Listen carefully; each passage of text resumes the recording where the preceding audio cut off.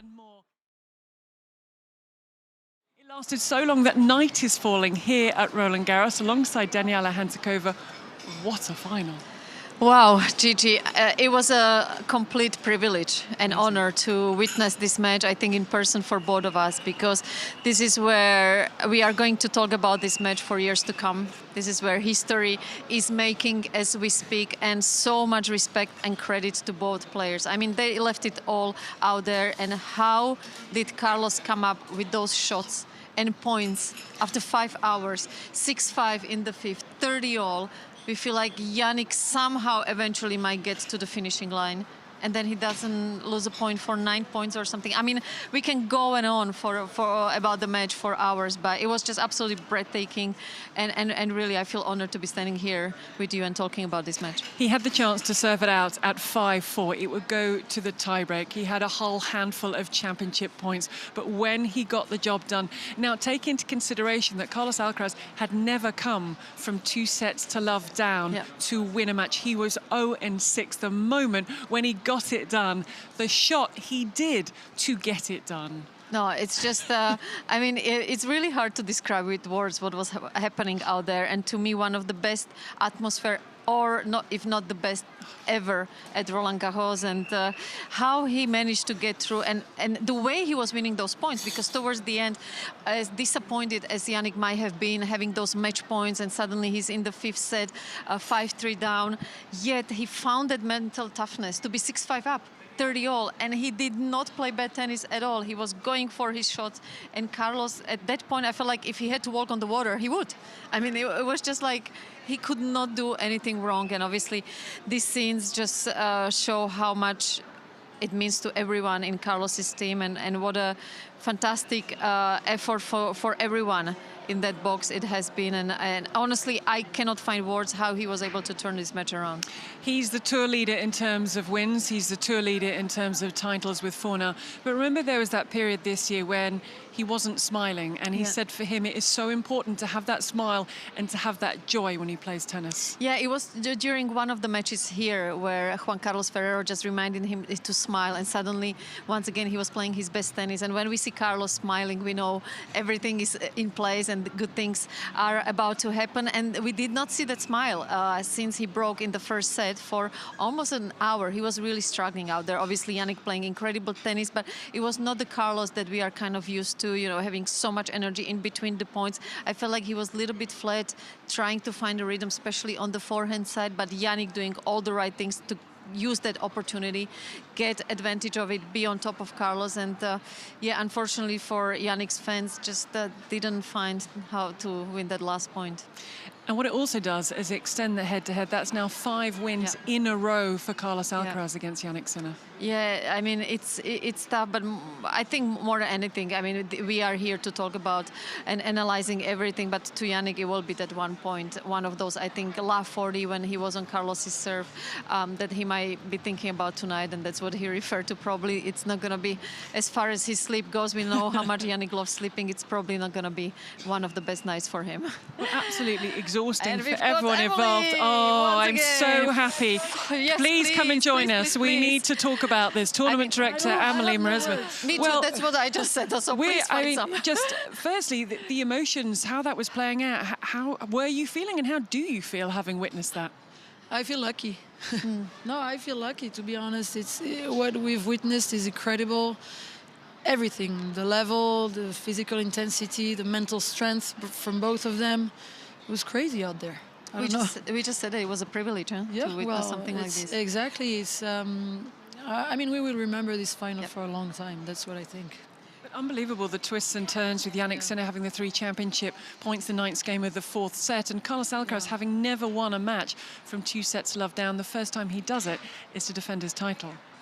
It's crazy. Again, no words really.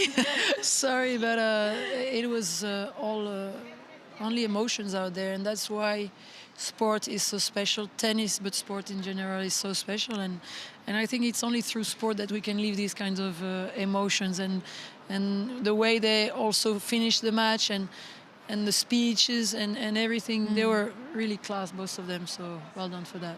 I know you are in a rush, so just lastly, this was the last match of the tournament. Yeah. How proud are you of everything that has happened these last 3 weeks, really? Great edition for us. We're very happy. I'm very happy. I'm a happy director, tournament director right now. And obviously to finish with these 2 great matches yesterday and today is, we are lucky. I think it's the best weekend that could happen for our sport. Yeah, that's true. Yeah. And we had the number 1 against the number 2 on both draws, so very lucky. Now we have the longest match in the history of this tournament. The final. For a final, yes. 5 hours, 29. Well, it's crazy. I think the longest match of the tournament was over 2 days, 6 hours and something. But for a final, honestly, it's it's a privilege. Is it time for a glass of red wine and to decompress? Definitely. Okay, we'll let you For you too? For you as well? We've got a couple of minutes to go. I mean, thank you for joining us, for you. speaking to us, and congratulations on the tournament. Congrats Thank on you very much. everything. Thank you so much. Thanks, Emily. I mean, the role of a tournament director, everything that goes into building up to the tournament, then the tournament itself, when it finally comes to an end, just everything going on, the emotions. And the constant pressure of things coming up every single day since you wake up until the end of the day, always being for watch out, whether it's from the players, from the fans, from us, the sponsor, trying to please everyone and trying to make sure everything's running smoothly. I mean, it's a lot to ask for, and I'm sure everyone involved in the tournament in the next couple of hours will be very relieved and very proud what we experienced this year. I mean, it was such a special edition, really, all the way going back to Rafa's ceremony and what we witnessed there. And you know, for a long time we were talking, okay, what's going to happen once Roger, Rafa, and Novak are gone? Obviously, we are super happy and lucky to have Novak around. But I mean, what we just witnessed, just like you said, we are in good hands. We're in very good hands. We're reflecting on the longest final in Roland-Garros history, 5 hours and 29 minutes. Carlos Alcaraz successfully defending his title. And we like to hear from both finalists. We will get to your champion, Carlos Alcaraz, but let's start with the finalist, the runner-up, the world number 1, Jannik Sinner.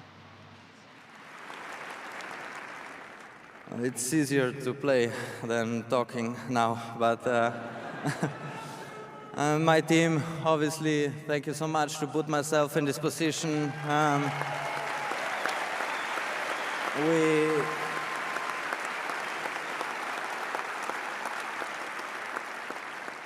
We tried our best today. We gave everything we had.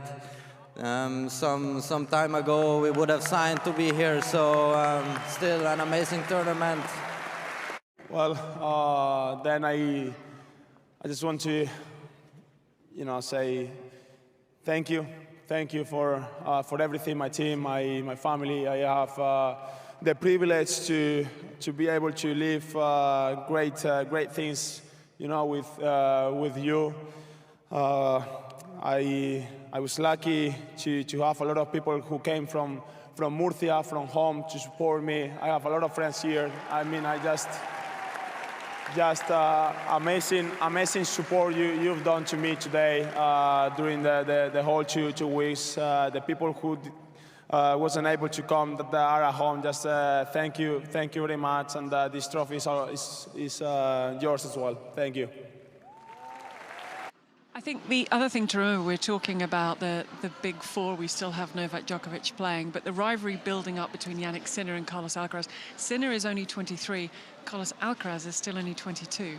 And I think great news, Gigi, is that just like Rafa during the ceremony referred to it, the other guys made him who he was. And I think that's what Jannik is doing to Carlos and vice versa. They are becoming better and better tennis players because they have each other. So I think the more hours they can spend on the court, unfortunately, for them and their team, because we were just talking about it, how they will find a way to celebrate the energy and still the enthusiasm from Carlos's box. I don't think that's going to happen. But going back to that rivalry, I think the more matches they can play against each other, the more they will have practices where they will try to figure out, okay, what is the next shot we need in our game to face my opponent. And honestly, the preseason, it's always about your biggest rival. So when you come in November, December to the practice court, you are always going to have the main focus on whoever is the guy that you want to be the most. And lucky for us, it's between Carlos and Jannik. Now, matches like this are a hot ticket. Everybody wants to be here. Up in the commentary box, we're way up on the 5th floor. We could do a little bit of celeb spotting. So I feel like this is going to be a quiz. If we look at the screen, that was George Russell we just saw. Yes. Spike Lee, I think he's an Alcaraz fan because he went very quiet for a long period of time. Tony Parker. Yeah, easy. Antoine Dupont, yes, the well rugby done. player, absolute legend. But I think the one that was getting the most highlight ever was obviously Dustin Hoffman being next to the towels, serving French fries all Natalie around. Portman. Yes, absolutely. Dustin Hoffman's been here all weekend. Yeah, well, I think he really got the best seats tonight because we've seen him more than anyone, and yeah, it's just great to see how much. Let's say the celebrities and people from different. There he is. There he is. He must be very happy with his. Well, we airtime are, today. our listeners on Radio Roland-Garros started getting in touch with their favourite Dustin Hoffman film and which Okay. one they preferred. I gotta say it's the Meet the. I don't want to. Pharrell, I'm just going to shout names. What do you Okay. think of your Dustin Hoffman film? Do you have one? I Yes. love What this. was the movie? Meet the. Clarence Seedorf, you've just I'm missed. never gonna get there. Anyway, Right, sorry, no, funny carry on. comedy. He was the father-in-law. Oh, I don't think I can say it. And that's what I- meet yeah, the. I don't think it's a word yeah. we can say, even though it's 9:30. And it was Barbara Streisand was his wife, Yes, right? yes. So Meet- I'm hoping meet that the- everyone is getting a clue. Meet the thingies. Yeah, I don't want to say anything bad. We're so just we not are going to say it off at the air moment. before we but know it. But he was gripped, and he's been here for the last 3 days. Does he play tennis? Do we know? I don't know. I was hoping we might see him. But I'm pretty sure a lot of the celebrities that they come to watch our sport, they get so inspired that even if they haven't played before, for sure they will go out there and try to feel what it's like to. And then they'll to realise hit very few balls. quickly Yes. that it's actually very, very hard. And I have to say, a lot of my friends, athletes that are superstars in their own sport, when they try to play tennis, they appreciate the athleticism, and it's not easy for them. next day Obviously, they they can't have the move, quickness, everything but it hurts. hurts, yeah, It because it's just hurts. completely different muscles to what they're used to. But it's wonderful to see how many fantastic athletes, let's say Lindsey Vonn, she's been hitting every single day since she's watching Roland-Garros. So it does inspire them to kind of get out there and hit some balls, which we really appreciate. Now, someone behind the scenes has done inspiring work because they put together some highlights from 5 hours 29. And we were thinking during commentary, whoever's got to cut this down to some sort of squeezable in kind of thing is going to be difficult. But we've just put a few of the best bits. And there are so many. And we're going to miss out someone's best bit because there were so many. But this was when the sun was shining. I was just going to say, this feels like that was a different, day. era, a different century, given how long this match went. And this was one of the best points, actually, at the beginning of the match for the highlights. And it was really showing the physicality and how well and aggressive Jannik was playing at the point. And really, for the first 2 sets, ever since he was able to break back in the first set after he got broken, I mean, he was just showing all his not only incredible athleticism, but his variety. And it was really Jannik's show, the first 2 sets. Yeah, it certainly was. And you really thought that he was going to be able to cross the finish line and get it done. But you can never count out this young man. Oh, never, ever. Even though in the first 2 sets, I felt like he was not having as much energy, Carlos, as what we were used to throughout the tournament, especially in between the points. And this is where, obviously, Carlos, first time in the match, after that first break in the first set, once again, he got ahead in that set. And you got to feel like, okay, this is where the momentum was shifting a little bit, but still, you know, it was more that 4th set and obviously everything That's that when I happened thought there. Spike Lee was the Alcaraz fan. You saw him celebrating that's there right. and getting very, very excited. I remember when Jannik Sinner, this is just his 2nd tournament back after his 3 months out. And ahead of Rome, Carlos Alcaraz said, I want him back. I need him back because he brings out the best in me. Well, I think today was the best proof of that, and what we just talked about. They make each other better tennis players, and eventually, I can't even imagine, hopefully they both stay healthy and on track, but looking at their matches in the next 3-4 years, I mean, how good the level will be. I can't even imagine in my head what the tennis will look like then. just the touch there after this amount of time, under this much pressure at this stage. Darren Cahill then, I mean, they've been up and down both boxes for 5.5 hours themselves. I mean, how both teams got through this match, because actually I sometimes think for the guys to be out there on the court and get through the match physically, obviously it's very difficult, but for the ones sitting and watching, Gigi, I mean, in some ways. And we did see Jannik Sinner. I saw him starting to take the pickle juice at the change of ends, because obviously his body was filming. You cannot replicate being in situations like this. And he hasn't been in them because he hasn't been playing. Yeah, I mean, honestly, from this is being only Jannik's second tournament coming back, it was incredible that he was able to last this long. And this is the moment of the match where Carlos suddenly brings his energy to another level. But then he serves for it, and he's not able to close it out. Jannik Sinner, where does the energy come to get to that and to drop it over? That's what I was thinking when he was running after the drop. Like, how is he mentally finding that strength to bounce back after everything that happened to him? And this is, for me, this is the point of the match. I mean, how is Carlos winning this? He has no right to win that point. I mean, Jannik did everything he was supposed to do to get himself another match point. So from Jannik's point, like, how tough you have to be to get to that, and then, I mean, there's just no words. Like, impossible to describe. It's the contrast in styles, it's the contrast in personalities, it's the sportsmanship between the two, it's everything. Yeah, absolutely. I'm so glad, Gigi, you picked that up, that sportsmanship and the respect they have for each other, not only the players, but their teams as well. Sometimes when I'm in the gym and they are both training or whatever, you can just see how much admiration and respect there is from both trainer, coaches, physios, fitness coaches. So it's wonderful to see for young generations to come that, as Rafa said in his ceremony, you can be unbelievable rivals, but at the same time be, I wouldn't say friends, but have so much respect for each other. So it's wonderful to see. I think something, if people joined us last night, it felt very different. There were people all over the place. It's very quiet here. Partly it's because of the time of night, partly it's because of the exhaustion people are feeling, including the family and friends. You touched on it there. To be in the box, to be living and breathing and not being able to help, really, through 5 hours and 29 minutes. I can't even imagine for especially really the closest people, the parents. I mean, we are exhausted and we were just commentating the match. So it's Carlos Senior reactions. I mean, it's so understandable that normally where we are, this is where it's all happening. The champagne is actually prepared there, a little bit of food as well, but I mean, this is one of the very rare finals that you don't see anyone around, because everyone just sprinted straight to the locker room, which is actually underneath us. And the bad news for us is that there are stairs to be taken if they wanted to come back to join us. And I don't think anyone has energy left, whether, obviously not the players, but even anyone from the team, because it's like you said, it is the time of the day, but more than anything, it's that 5.5 hour marathon that everyone, I think by now everyone is in the ice bath, everyone is doing the recovery bikes, and I don't think anyone is celebrating tonight, because how do you find energy after this now to go? And I mean, I was hoping for my invitation after yesterday did not happen. I did put a pink dress on, hoping for a better result today, but I don't think Carlos will have the energy. I mean, it will be interesting to see what happens.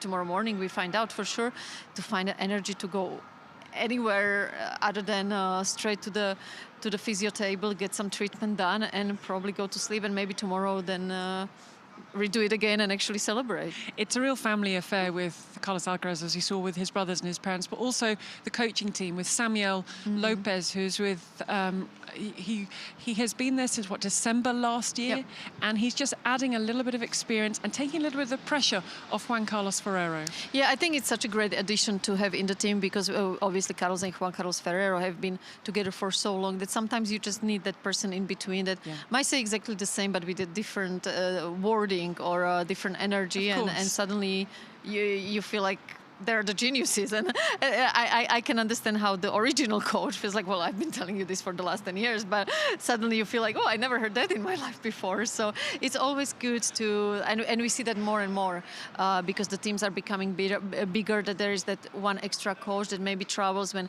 Juan Carlos doesn't feel like that he wants to be with his family. And I think it's also refreshing and good to have some time away from each other, so then when he's back, Juan Carlos, then Carlos appreciates him a little bit more.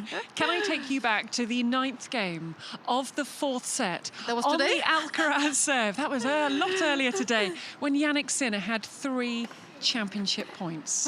We can go back there, but I do hope that Jannik will never ever be watching our show, because I'm sure this is a moment he will never want to see again. I don't know what to say, because it's not like Jannik did anything really bad. He was aggressive, like on that return. He did the right thing. He stepped in and tried to go for his backhand return, which is his favorite shot. It's really tough to say, to point out anything he's done. There was a great depth on Carlos' forehand. So yeah, he was trying to dictate, but Carlos, this was unfortunately for Jannik the time that suddenly he was finding a way how to be much more offensive. I mean, what do you say to that, really? So. But added to that, to regroup and put the disappointment behind you, and then to go a breakdown in the 5th, and then to get it back on serve, and then to take it to the tiebreak. One thing we talked about yesterday with Coco Gauff was how mentally strong she is. Yeah. It's something from both of them, of course, but something with Jannik Sinner that stands, I feel, above everything is his mental toughness. Yeah, absolutely. It's how he was able to get through all of that disappointment within few minutes, put that behind him, and then find himself once again to have the possibility to close it out. And then, like I said, where we just showed that 6-5 in the 5th, 30-all, that return, and the shot afterwards against anyone else, that's a match point right there.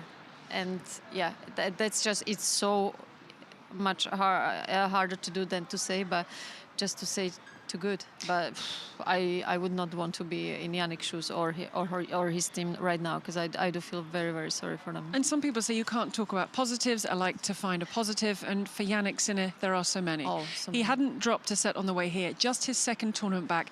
They had very low expectations in Rome. He would get to the final and lose to Carlos Alcaraz, and he hadn't dropped a set until he got to the final to once again face Carlos Alcaraz. And he was point away.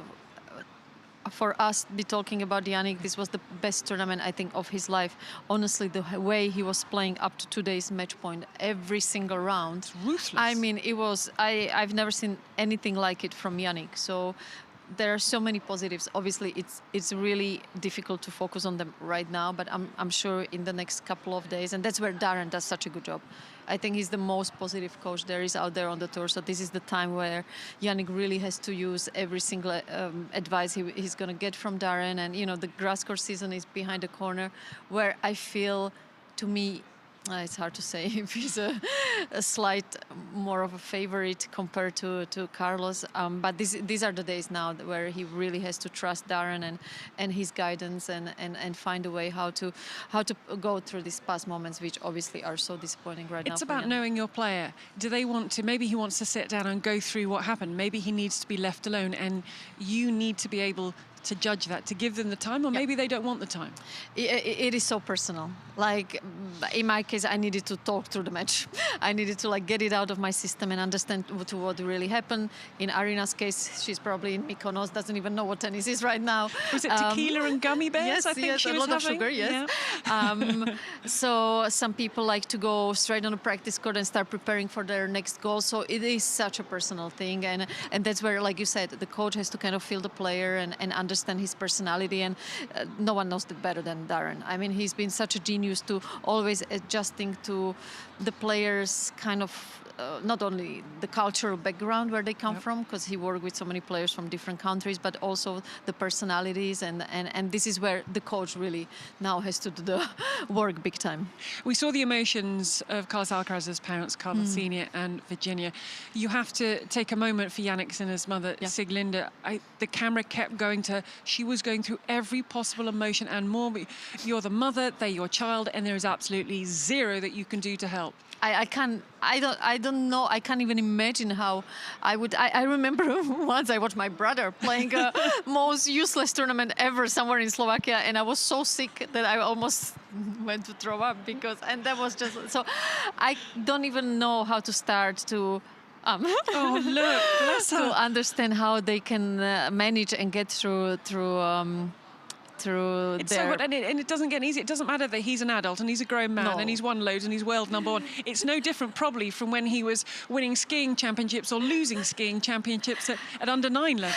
I think the trick there is really not get into what we heard from Coco's father yesterday to that kind of a superstitious habit, kind of, because 5.5 hours trying to do the same thing over and over again, I think that's where it becomes very dangerous. I remember my dad, he would never watch me live because he believed that's when he brought bad luck. So he would he? like watch just the live scores, even though on screen in the other room. So he couldn't even watch you on a screen? No, so that's when things go really bad. So I just hope for any parent out there that they don't go down that road. Did your mum watch you live?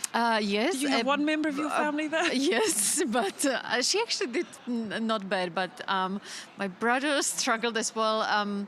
It was those habits. I'm like, guys, that's not going to affect me at all. I mean, think whatever you want. But I guess it's for them like a way to kind of deal with the pressure. Yeah, for absolutely. themselves. Everyone deals with pressure in their own way. I do think that a lot of whoever is involved, whether it's parents, coaches, trainers, they need to also physically somehow get it out of their system. So a lot of them actually work out before the match. So by the time the match starts, they're already so tired, they're just happy to sit through 5 hours. Or then I think it's either drinking or going to the gym afterwards to deal with everything, because it is not easy. As we've seen, both camps went straight down into the locker rooms to celebrate or commiserate with their charge. It's really tough because everyone, I think you touched on, everyone is exhausted from watched it, worked on it, played on it, everyone who was involved. I think right now actually Gigi is maybe tougher. Well, no, it's hard to tell, but for the team, because the player can be exhausted, but actually it's the team now to kind of, especially in Jannik's case, to try to bring his positive energy and attitude up. And let's not forget, they still have to do media. They still have a lot of commitments to do, and this is where it does get really tough. And you just got to feel sorry for Jannik, and obviously very happy for Carlos. So as we bring Roland-Garros 2025 to a close with the longest final in the history of the tournament, when you look back on the 2 weeks, you were saying to me before you felt like it's flown by. What are a couple of the highlights? I mean, you were playing in the Legends event. We should obviously touch on that as one I was waiting for one of our moments, one of our highlights. What has stood out for you over the course of the 2 weeks? Gigi, as you said to me, this time around, it felt like we just started the tournament and it's already finished. I think Rafa's ceremony, that like kicked things to another level, already being so emotional right from the day one. And the message he left and saying, you know, at the end of the day, it is all about just being a game. That was such a strong message. Did you manage to get onto court and have a photo with the plaque? I did not, no. I was lucky enough, as you said, to play a couple of the Legends matches, which obviously is always such a blast and privilege, and see my former colleagues. And so that was definitely a highlight for me, obviously. Getting to work with you once again, being on set together and commentating some unbelievable matches. I feel like the quality of tennis this year was on another level. Yes, we did have Roger, Rafa, Novak, Andy in the house, and everything they've done for the legacy of our sport the last 10, 15, 20 years has been incredible. But what we just witnessed now in the final, I think we don't have to be afraid of where the future of tennis is going. And I think the storylines as well in the women's game, the strength in depth, and Iga Świątek coming in not with her dominance on any surface, but especially clay. So what was going to happen there? And this was our first Roland-Garros we knew without Rafa Nadal and Novak Djokovic still chasing 25. What was going to happen there? And let's also not forget we've got Carlos and Coco winning the titles, but how Jannik and Arina have been playing throughout the tournament to get to the finals. 100%. I mean, the level of tennis, it was really a huge privilege to be here for the last 2 weeks. Are you still going to try and find out where the celebrations are taking I place? mean- Because you failed last night. You said it was a Yes. lovely restaurant, but you sent me a picture from you at another lovely restaurant. But there was no Goff family in sight. There was no Roland-Garros trophy around us, but I did have a beautiful, beautiful dinner yesterday. I'm still waiting for my invitation to some party tonight. Well, but we haven't seen anybody. No one's no, appeared. I in think terms everyone of- is still in the ice bath underneath us and okay, just we'll leave them to recovering. it. And I think we can understand at this point. Absolutely. Danny, it's been an absolute pleasure. Oh. It's been lovely to be alongside you. It was such a blast, as always. And yeah, thank you very much. See you next year. You'll see us next year, because with that, Roland-Garros 2025 has come to an end. Darkness has descended. It's 10 o'clock in the evening, and Carlos Alcaraz has successfully defended his title, a 5th Grand Slam title from 5 finals. He has the most wins this year. He has the most trophies this year, and now the record with Jannik Sinner for the longest final in the history of Roland-Garros. Been a pleasure to have your company. We hope you've enjoyed it, and we look forward to your company in 2026.